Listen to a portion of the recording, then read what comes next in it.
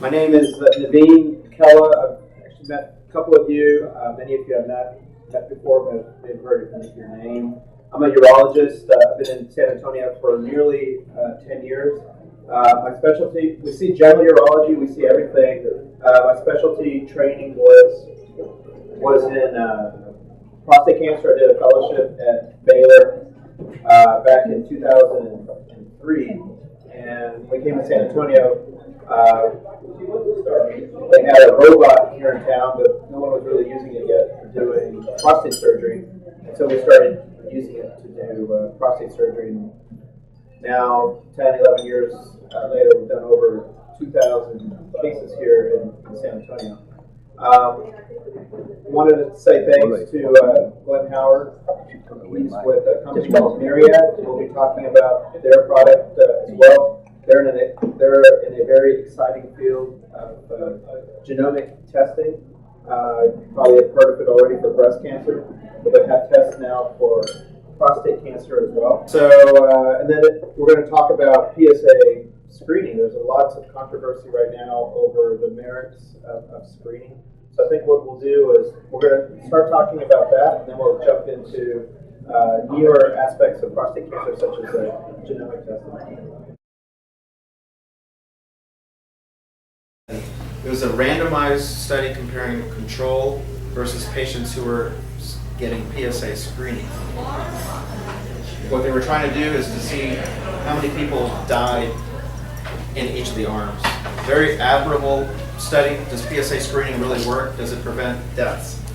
So what they did is they looked at screening for a period of 6-7 years, and they looked at 10 centers from 1993 to 2001.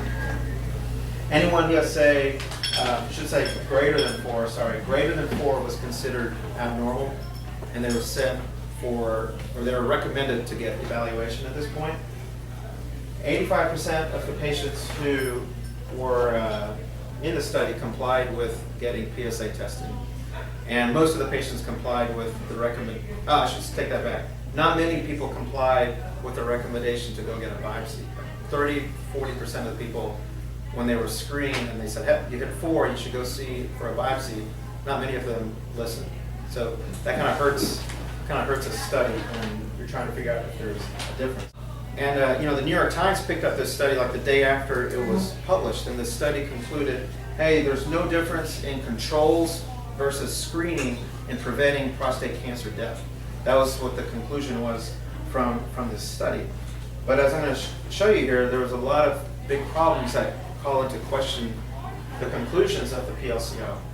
Number one is that they started the study in the 90s because that's when PSA testing had started. But by the time they had started, hundreds of thousands of men had already been getting PSA tests.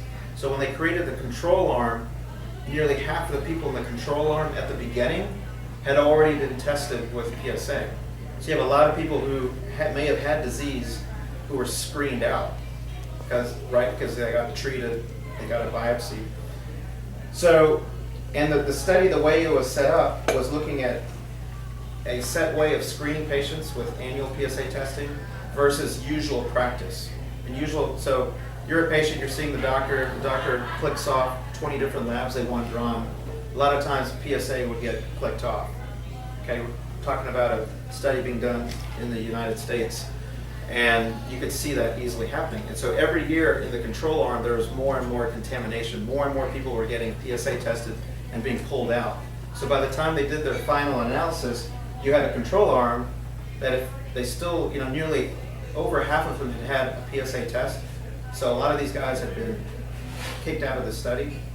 So you're now looking at a control arm versus a screening arm, and there really wasn't much of a difference in even the detection of prostate cancer between the two arms, which doesn't make any sense, because you should be able to detect a difference if you're screening. The second thing that was interesting is that if you're in a screening arm, the way prostate cancer screening works nowadays is if someone gets screened and they get detected with prostate cancer, a lot of them don't have symptoms yet. The common, hey, nothing's wrong with me, why am I here? If you're in the control arm and you're not getting any screening done, you should really present when you have symptoms. But if you look, 96% versus 94% of the screen versus control had grade at stage 1, stage 2 disease where it doesn't really cause any symptoms, which really suggests that these guys were getting picked up because of getting screened with a PSA versus having a true detection. Again, making it very hard to tell the difference between control versus screening. I hit on the fact that not many people were compliant with getting biopsies, which really hurts a study if you're trying to see if PSA screening helps detect and prevent cancer death. And then probably the biggest thing is prostate cancer it's not like a melanoma. We're not talking about you need surgery yesterday. Prostate cancer, as probably we all know, is a very slow growing disease. And really, its time horizon could be not 7 years like it was in this study, but 10, 15, even 20 years or beyond is where you see a divergence in people who live or die. And with the 7-year follow-up, it really wasn't able to detect a difference. So that really, if there's anything, one of the take-home messages is that this PLCO study, which the task force brings up as one of its main reasons for not recommending PSA screening, it was a study that did look at screening versus no screening. It looked at screening versus whatever doctors did anyways, ad hoc treatment. And the final thing is there was a lot of patients in that control arm who had already had testing done. I'm going to talk about this other study that the task force looked at. This was a European study. They had 7 different centers that were all doing their own studies, and they all came together after they realized they were all doing the same thing and said, well, why don't we all combine and we'll be part of this European study. Well, this made headlines too. The headline this time was like, the European study shows that prostate cancer screening can save deaths, but it takes over 1,400 men to screen, to do PSA testing in order to save one life. And you're like, well, that's crazy. Why would you? That's so much screening to try to save one life. And that was the press that it got. Well, in this study, they looked at 180,000 men. It was somewhat similar to the US PLCO study. They had good compliance. Europeans listened more to their doctors, I think, than Americans did, because there was an 80% compliance rate for getting the biopsy. They were recommended to get a biopsy. Here they did PSA screening a little bit differently than what we typically do. They looked at patients every 4 years versus screening them once a year. And there was some difference in how they use PSA cut points. Here we traditionally have said if it's over 4, go see the urologist. There it was a little bit different. Some used lower PSA scores.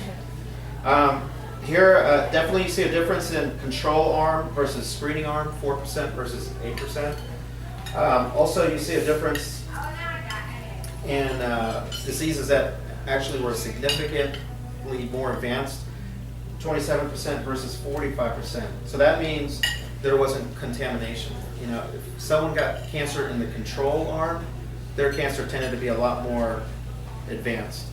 If you picked up people in screening, a lot of those cancers were picked up earlier. All the different places except Spain showed trends towards screening, and when you looked at everything in the aggregate, there was a definite improvement in reducing mortality with screening. So this NNS is the number needed to screen. It indicated that 1,400 men needed a PSA test in order to prevent one death. It showed that the number needed to treat, the number of prostates you had to remove or radiate was 48 in order to spare one person's life, or save one person's life. But again, this was just at 9 years, so it's still early on in the time horizon. And there's a follow-up slide I have that shows as you go further on, this number needed to treat continues to drop. One thing that we can kind of use as a proxy is the number needed to treat to prevent a prostate cancer metastasis. Once you have a prostate cancer metastasis, you're probably going to die of prostate cancer. So even at 9 years, they were able to show that to prevent prostate cancer metastasis, you needed to remove 24 prostates to prevent one patient from getting metastasis, which probably would lead to eventual death. That's the data that they had for the task force. They looked at it and said, look, there's an extraordinary number of patients that need to be screened. You know, I'm not sure if this test makes any sense. you look at these patients, and you have the advantage now of looking at this data later, the number of cancers that you would need to treat to prevent one death has dropped to 37. I'm going to show you it's even less if you model the data somewhat. The second thing is that it definitely, it did show that men who are younger than 70 get the most benefit from screening. And the Gutenberg study was a subset of the European study. I wanted to focus on this last bullet point. This study was probably the best one of all the European studies because they forced everybody into the study. It wasn't choice. People just got a phone call saying, hey, you've been randomized and you're going to get screening, and hey, you're not going to get screening for prostate cancer. It was like, no choice. And most of these people did not have contamination, meaning they were never screened previously. Most of the men were young, and they had the longest follow-up of all the studies, 14 years, was in this study. So we had young men who might have the most benefit of being screened because they have the longest period of time to live, and you had a long period of follow-up, and you had patients who were not previously screened already, so there was no contamination. Bottom line, what that all showed is that the number needed to screen, the number of PSA testings you have to do is 293 to save one patient's life, and the number of patients you needed to treat was 12 to save one person's life. Colonoscopy, mammography, the numbers there are all about the same. So now you're level the playing field. The American Urology Association, we have our own position on PSA testing. I don't completely agree with our own recommendations. Basically, in 2013, our latest recommendation is that men who are 40 to 54 years of age, who are at higher risk, family history, African American, should be offered PSA screening. Men who are between 55 and 69 should have a discussion with their doctor about, hey, should I get the PSA test or not? Men who are 70 and above, unless you come in with your dad, don't get a PSA test is what this is saying. I have some data showing that I think you should get a baseline PSA at age 40 when you're young. If your PSA is less than 1, you probably don't need to get screened again after that. Your chance of dying from prostate cancer are very low.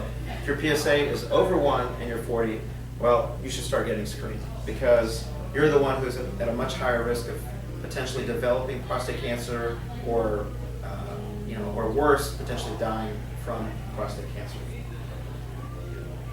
The other thing is now you don't have to offer PSA screening every year. You can, do it every other year for your patients. So the task force underestimated the benefits of screening. And one of the things they also said is that the treatments are harmful. It has nothing to do with PSA testing. PSA testing is just saying, hey, do I have cancer or not? But they jumped into the next stage saying, prostate cancer treatment is completely harmful to patients. But this is the data that they used. I'll be the first one to admit that there's still a lot of work we have to do in preventing the morbidity that comes along with prostate cancer treatment. Their incontinence, impotence, those are both real things for all for patients. But the task force looked at this study from JAMA in 1999, and they said 5 out of 1,000 men died within 1 month of having prostate cancer surgery. 5 out of 1,000. That means I should have had at least 10, 12 deaths by now, my patients, because I've done over 2,000 surgeries. That number is very, I don't know where they get this number, actually. We haven't had a single patient die within that 1 month time frame. The other thing is that 10 to 70 men will have serious complications, meaning like bowel injuries, reoperations, but will survive from their surgery. We've had, and I don't think it's just me, but most doctors don't have numbers that are this extraordinary. We would be sitting in M&M, morbidity and mortality, all the time talking about our poor outcomes. Radiation results in incontinence and ED 200 to 300 out of 1,000 men, and a lot of these men have bowel dysfunction. That all is true. No, that's a joke. That's radiation treatment as well has a lot less morbidity. I would argue, than what the study was going by. So our treatment morbidity is declining. We're getting with treatment. Really, the biggest thing. I mean, this is why I focused in on this area. Is that the experience is key. Obviously, the more you do of something, the more trained, the more skill you have at that craft. And surgery is just like anything else. It's a craft. The more you do, the better you get. Some studies have looked at robotic surgery, for example, and even after 1,500 patients, their results continue to improve and improve. And these are just some of the studies looking at 1,500 patients, 2,700 patients, continued improvement. Radiation, same thing. There's newer forms of radiation. IMRT is the newest form. It's widely available in San Antonio. Basically, you can maximize treatment to the gland while minimizing collateral damage. There's proton beam available in Houston. Honestly, there's no data showing that it's any better yet than IMRT. I think proton beam is very good for pediatric cases, superficial, irregularly shaped tumors that protons can conform to and not damage other tissue. But as you get deeper in the prostate, deeper in the body, and you get to the prostate, even protons lose some of their precision. So again, who's at the highest risk? Who should we really be focusing in on for selective, to be more selective with their screening? Again, men who are of African American descent, they're 50% more likely to have prostate cancer and over 200% more likely to die of prostate cancer. So nearly 10% of African American men will die of prostate cancer. Finally, if you have a PSA greater than 1 by your early 40s, you should really be putting yourself or your patient on regular testing.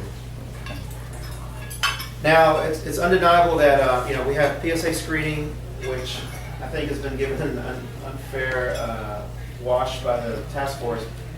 But if the screening results in a diagnosis, one thing that we're having to do a better job with is learn that not everyone who gets a diagnosis needs treatment.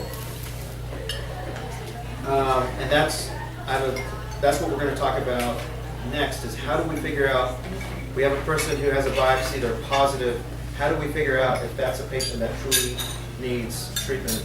And there's fortunately a lot of help coming that way with tests such as Myriad, looking at being able to stratify patients to see who's really going to die of the disease and who may not and may benefit from just watching. But I really want to emphasize that there's lots of, hopefully the task force recommendations are a living, breathing document where they'll be able to see the follow-up in their own studies that they quote and see that the numbers that are needed to screen and needed to treat really are comparable to other screened cancers.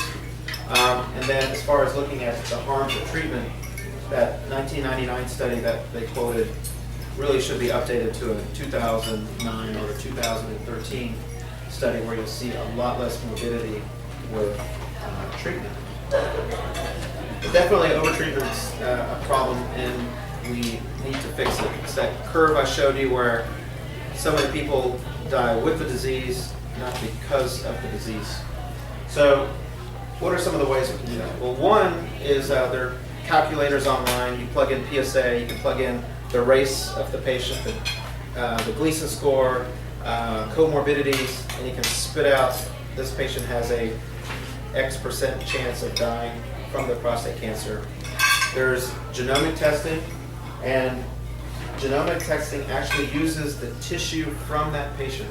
For example, when you do the prostate biopsies, the tissue from the biopsies can be sent to a special lab with Myriad. We send it to Salt Lake City, and they look at that tissue, and I'll show you exactly what they do, but they can analyze that tissue and compare it to thousands of others that they've already ran the test for to validate the worth of the study and give us numbers. So ideally, these tests can help us stratify risks for patients, the risk of dying of prostate cancer, potentially their risk of having a recurrence after they've already been treated. And it should provide us information that we don't get already based on Gleason score, PSA. It needs to be something independent, and that's what the Polaris test was able to do. It's an independent prognostic test to help figure out patients' risk of recurrence of prostate cancer, but also death of prostate cancer, from prostate cancer. How does it do it? Well, they take the tissue and they look at RNA expression. There's what are called cell cycle progression genes that are based on RNA.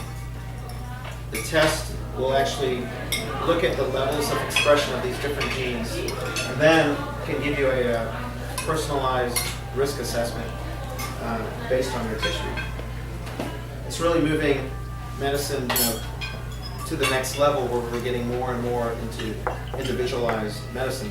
Really in prostate, I think this is very important because we have some pathologists here, and how many prostate cancers today are Gleason 6 or Gleason 7, especially on biopsies. The bulk seem to be 6s and 7s, and how do you stratify this even more to really give your patient good information on who's going to live or who's going to need treatment and who's not going to need treatment. And this is one of the ways I think we'll be able to do it. So with the Myriad test, they look at cell cycle progression. Cell cycle progression genes are genes that are involved with proteins that drive proliferation, cells that multiply, i.e. cancer cells. And when they validated the test, there was over 2,500 patients that were involved, so it's a very robust series, and these were patients who were going through different sorts of treatment. Not all of them were just going through surgery or just going through radiation. And again, they looked at very valuable endpoints in prostate cancer, and they looked at the big one, which is death. Do you die of this disease or not? This is a Meyer-Kaplan curve, and basically what I'm trying to show you here, this slide looks at the green is a low Polaris score. Those are the guys who came out with a good report. And then orange are the more aggressive Polaris scores. They're reported from -2 onwards, and it goes up to 5 during the study. And you can see that if you have a low Polaris score, your chance of survival is very high. It's 80% or higher. If you get a bad Polaris score, it's able to give you a good information that you have a 25% chance of survival. That's something that's going to drive a decision, I would argue, for a lot of people who have the disease and are trying to figure out, should I do something or not? Okay, so what about, I have my Gleason score. How is this helping stratify what Gleason score is telling you? Well, this bar graph really helps show you how it does this. So again, here are the Polaris scores, and you have a negative score to a positive score. And let's look at the orange bars. Orange bars are patients who had Gleason score 7. Okay. Well, with the Polaris, it can really take those Gleason score 7s and give a wide distribution of scores. And this is very meaningful. You can take information like this, and if someone had a negative score, you can tell them you have a single-digit chance of dying, versus versus a different patient with the same Gleason score, and now they have nearly a 90% or even greater than 90% chance of potentially having problems dying from prostate cancer. Another way to look at it is if we include not only Gleason score, but other things such as PSA, things that we have available to us right now to try to calculate what the risk factor is of a patient having death. So we'll look at the AUA risk percentage. And if you look at patients who have intermediate risk, right here, again, these are probably the patients who have a Gleason score of 7, maybe a somewhat higher PSA. What it does is it takes those intermediate risks, and if you run Polaris, it spreads them apart. It helps stratify. And you can see that the intermediate risk, 10% chance, just over 10% chance of dying from prostate cancer. Once you add Polaris, you can give your patient a lot more information. You can say, well, actually, you have a 4% chance of dying from prostate cancer versus, hey, you have nearly a 50% chance of dying from your prostate cancer. So the ability to stratify information that we get. This is a study that I was involved with. I'm not going to spend much time on this, but there's other things that are besides genetic testing. There are biomarkers besides PSA. You guys may have heard of PCA3, which is a urinary test. We did a study where we looked at, right now we can run PCA3 if someone's had a negative biopsy and their PSA keeps going up, and we're like, gosh, what do we do now? Do we do another biopsy? Well, now we can run a PCA3, which is a rectal exam. You urinate in a cup, and if your PCA3 is high, it means you're probably harboring prostate cancer somewhere, and you should get another biopsy.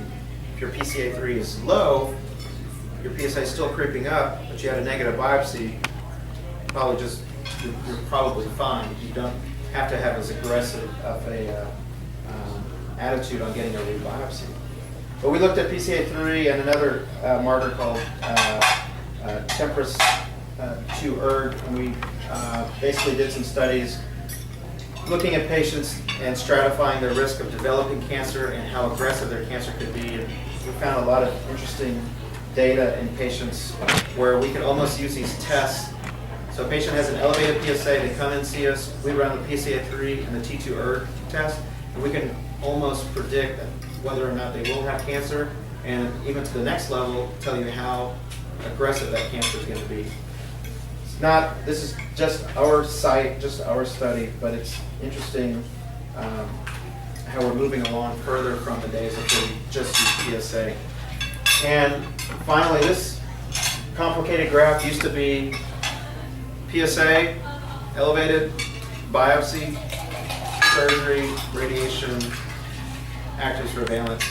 Now it's morphing where we do a lot more things. We take advantage of markers such as PCA3. We look at genomic tests that are starting to come out on the marketplace. We look at various types of imaging studies that are starting to become more useful. For example, MRI. There's new techniques in MRI where we look at functional MRI images called multi-parametric MRI, and we can use that to actually hone in and find where the cancer is. And in the future, we may not be doing robotic surgery. We may be just touching that area with a cryoprobe or an ultrasound and eliminating that spot cancer.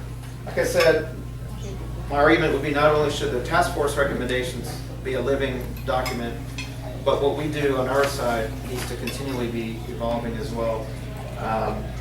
So again, in summary, PSA testing is still, in my opinion, not only the easiest, but the best form of screening. Definitely saves lives. There should not be, in my opinion, any argument about that.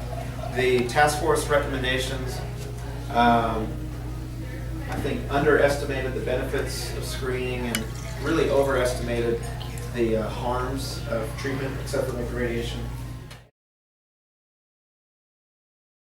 I want to thank you guys for listening. If you guys have any questions, I'll be happy to answer or any discussion. But again, I want to thank Mary for helping the sponsor, and hope you guys have a great meal. So thanks again. You said 70 years and above don't need to be doing PSA. On a population level, 70 and above, the recommendations are don't screen. Now, if that's where the individualized part though comes in. That patient, there is data showing patients who are over 70 and develop aggressive prostate cancer die because of that aggressive prostate cancer. Clearly. So if someone comes in and they're 70 and they ask me about should I get screened or not, I'm going to keep in mind the population level advice that most of those 70-year-olds won't benefit. We're talking about American population. American, yeah. Not the international population. Right. I'm talking about Well, I'll take it back. If someone's never been screened before and they're 70, I'm going to check a PSA on them, okay, especially if they're healthy. But if they've been getting screening, their PSA has been less than 3, and now they're hitting 70, the chance of them developing an aggressive prostate cancer that's going to lead to their death is pretty low. I think that's what the the screening recommendation really is driving that you should not screen men who've already been getting screening and now hit 70. What is the advantage of total and free PSA? Total and free, so free PSA, the more free the better. So if you have a patient who has a PSA between 4 and 10, that's where this data was validated. You can check a free PSA if you're not sure if their PSA is high because of BPH. Because enlarged prostate is also going to cause a higher PSA. So then you can order a free PSA. So example, patient comes in, PSA is 5, but he's got a huge prostate, he's got problems urinating. I'll order a free PSA, and if that free PSA percentage is less than 25%, then I'll tell them, hey, you should probably get a biopsy. If it's over 25%, that's probably all related to BPH tissue. Most of the men don't tell anybody though they have problems. Yeah, In the last minute. You know, that's the problem with, when they see the specialists like us, we have a similar type of thing, because you're going through all the different problems that patients have. When they see us, I'll say, okay, how are things going? You're doing okay with this? Okay, all right, I'll catch you again. You know what, maybe I'll see you again in a year. And I start to reach for the door, and like, doctor, there's one more thing, problems with my erections. Can you maybe help me out with that? So men are notorious for waiting and not bringing it up. For us, it's easy. I know it's harder probably for my primary care counterparts. For me, since I'm focused on the GU track, I always ask them, so how many times do you get up at night to go? 3? Does that bother you? Maybe a little bit. I'm kind of used to it. Well, how about during the day? Are you having to kind of chart out your day? Maybe make sure you get to a bathroom so you don't have a problem, maybe even lose it. And so proactive questioning is how I usually get to it. I mean, you're right, not many men come in and say, hey, 3 people. It is always usual. It is not Right. unusual. Well, we used to think bad vision was usual, and then glasses were invented. So that's the way people have to understand that it's something that they don't have to live with. Even among the MDs, they think that way because they think it is something they don't want to expose themselves. I mean, I think we're seeing, for example, testosterone replacement. I think we're seeing a renaissance, so to speak. I don't know what the right word is, but a growth in men who are coming in saying, hey, I heard, I saw this ad, and I'm really concerned. My sexual drive's not that good. I don't have energy. I'm taking naps at the end of the day. Do you think I could have low testosterone? I mean, it almost sounds like the commercial. I'm like, wow, okay, yeah, let's go ahead and do some testing on that. And I think it's because of public awareness and the media. Because otherwise, you wouldn't have gotten to those symptoms without digging in and really asking about it. You had mentioned that testing at 40, if it's less than 1, the don't test again at all, or? Me personally, I would still probably check them every 4 to 5 years. Who knows what environmental impacts could have maybe on developing cancer later or dietary.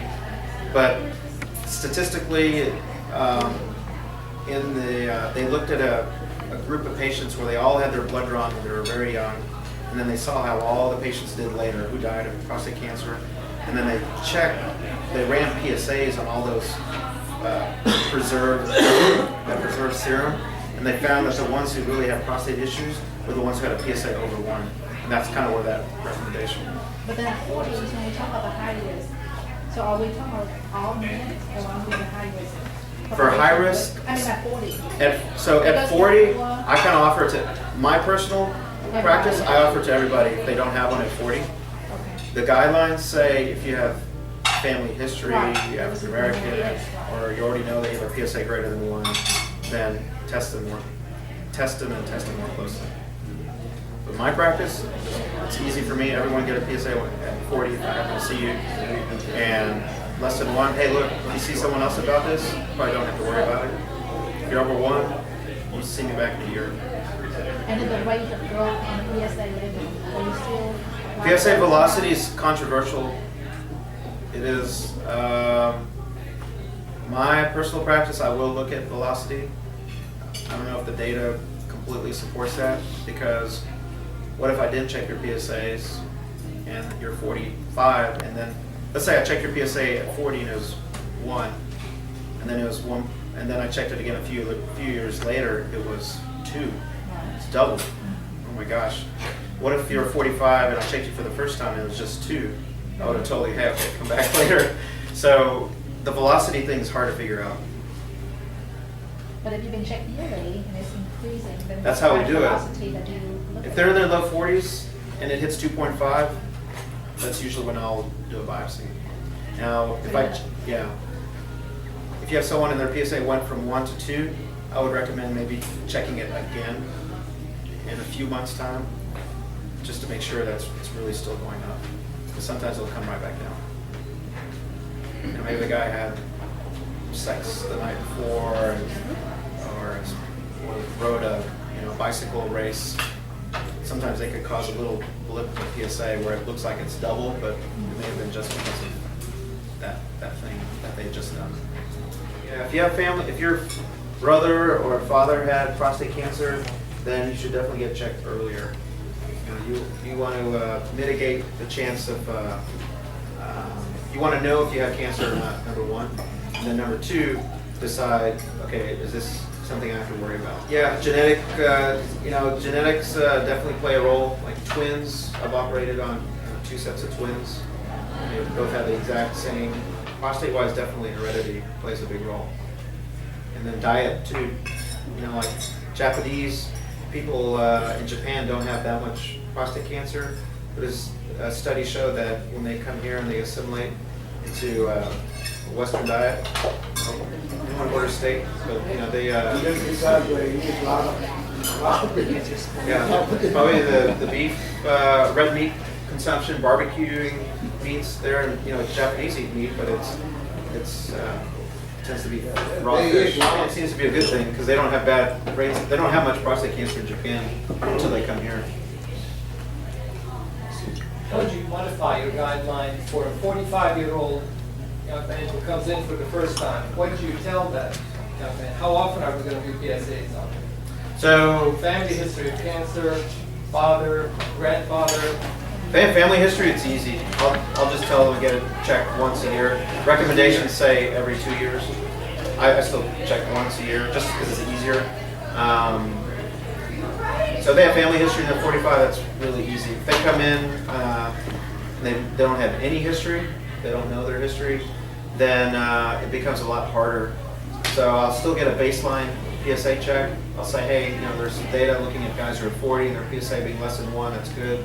So I'll still kind of use that, or maybe adjust it to 1.5, but because there's one other study that looked at score 1.5. But those are guys who are harder. But if they do have a low PSA, then really, with the guidelines, it suggests that you don't even have to really talk to them again until they,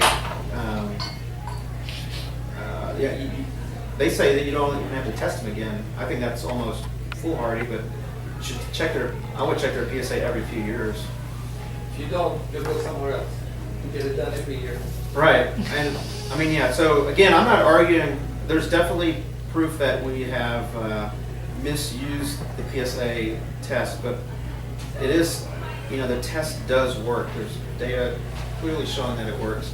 I think the place where we've really been poor is what do we do after we get a diagnosis, and that's where we're all trying to do a better job. Why there is a lot of difference of opinion among the PSA testing? I think most urologists strongly believe in PSA testing, but I don't think all of us know yet how to still use it, even ourselves. The latest recommendations just came out this year, 2013. So I just absorbed that 2 months ago at the meeting, the annual meeting. Cost-wise, it is not that much cost related to testing the PSA. Right. But a question of the life of a person, even though 18,000 people in the body, one life is also important. Right, the number needed a screen argument, yeah. So, and again, it said 1,400, but really that number is a lot less. It's like 278 once you extend the period of time that you follow out the patients. So now you're on par with breast or colon for screening. So I'd feel comfortable, but some of this stuff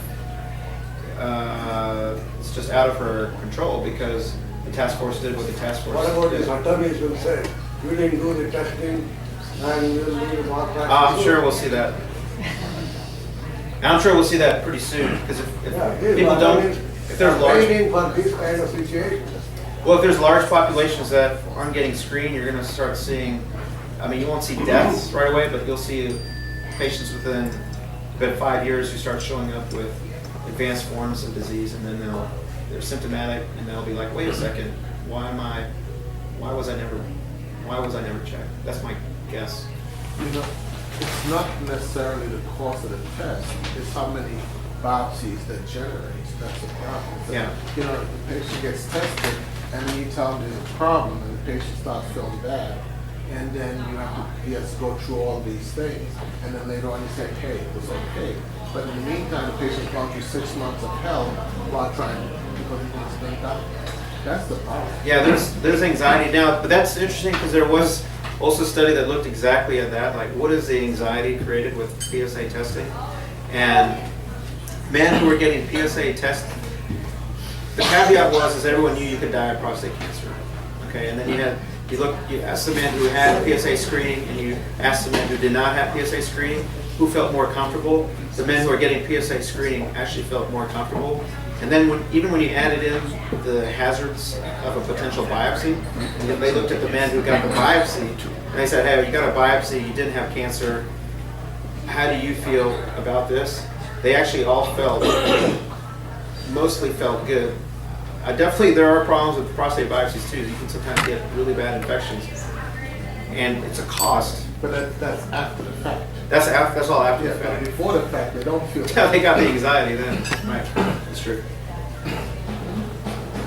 What are some of the epidemiological factors with regards to the increased risk in African Americans? Is there some thought as to why it's increased? You know, genetic reasons why, because I don't think it's diet.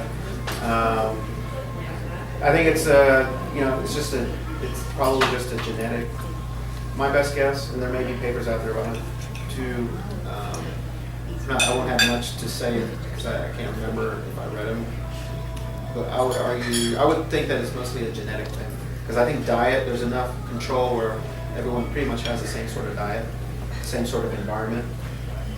So then what are you left with? Genetic. And what reduction in neurovascular salvage occurs with robotic versus traditional? So that's a hot question. Is robotic surgery better than conventional surgery? There's looking at a Medicare analysis of patients and how many patients needed re-hospitalizations or retreatments, or who had prescriptions for, or who had follow-up penile prostheses. There was no difference between open and robotic. But I showed a few slides that kind of hammer home the fact that it's really not the technology, it's the experience you have. I mean, this is the analogy I use with patients is, okay, you know, the robot's like a race car. I mean, that race car can really win you that race. But the first time you get in that race car, you're probably gonna crash it. The patient's not gonna do well. You race that car 100 times, you might be able to finish the race consistently. Once you've raced it over and over and over, that's when you start winning the race. And it's a tool in the tool shed, and in my opinion, it's a wonderful tool, but it really depends on the person who's using it. Right. Is it primarily due to increased visualization of the neurovascular bundle, or? So the one thing you lack with the robot is tactile feedback, but the vision, the perspective. Has anyone seen an open prostatectomy scrubbed in on one? You did? Well, you probably did miss. Yes. You probably saw as much as everyone else who's not seen a case, because all you can see is the back of the surgeon's head, and they're craning their head in, and you hear the sucker, because they can barely see anything, and they're using their hand the whole time to try to help feel the tissues out. The robot, you get camera angles where you're right on the prostate. You can see the area where the neurovascular bundles are, and if you know how to do it right, you can really do a good dissection. And a safe dissection, there's a pneumoperitoneum, so there's pressurization in there, so there's less bleeding. So you don't have blood getting in your way, so you can see. There's no tremor with the instruments, and that's really helpful. And finally, if I make a broad movement with my arm, the robot just makes a scaled movement, so I can really operate in a macro sort of way and translate those movements into a micro arm. And it's in 3D, so lots of potential advantages with the robot. And for patients who are found to have positive prostate cancer on biopsy but have a quote unquote normal PSA, is there just a difference regarding the rate of growth for that particular tumor? Or is there a difference in terms of the pathology of that tumor?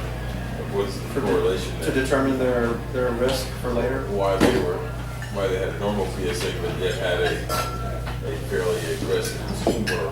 Right. Is that just based on cell type, or? That's extremely aggressive prostate cancer cells may not even make that much PSA, so that's one reason why.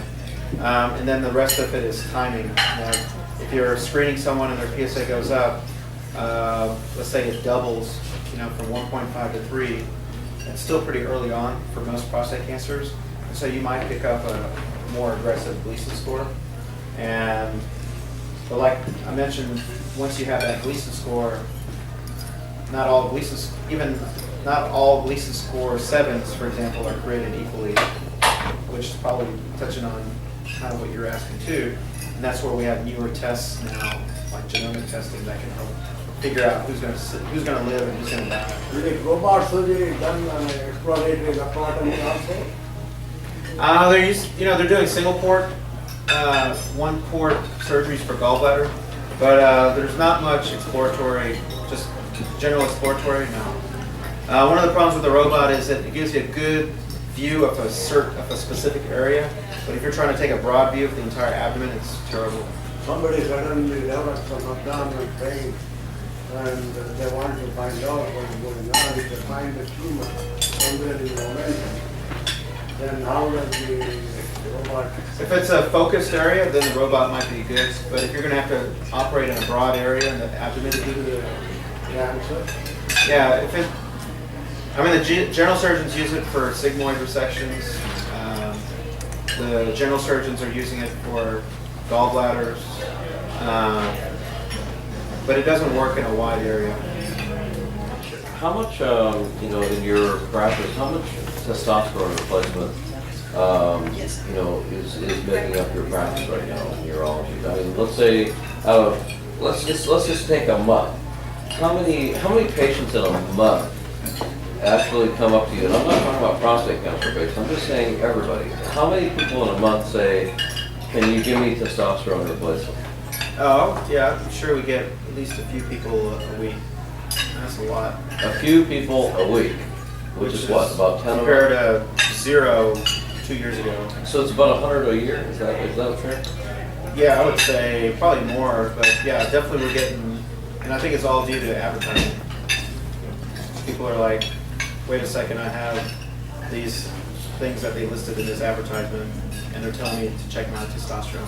What's your view on testosterone replacement in patients with prostate cancer?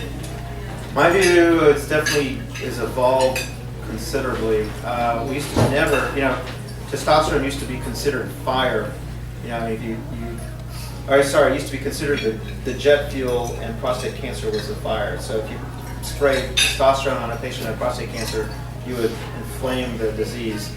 And someone won a Nobel Prize, this guy named Huggins won a Nobel Prize based on the observation that if you castrate somebody, or they don't develop, or you can help fight their prostate cancer.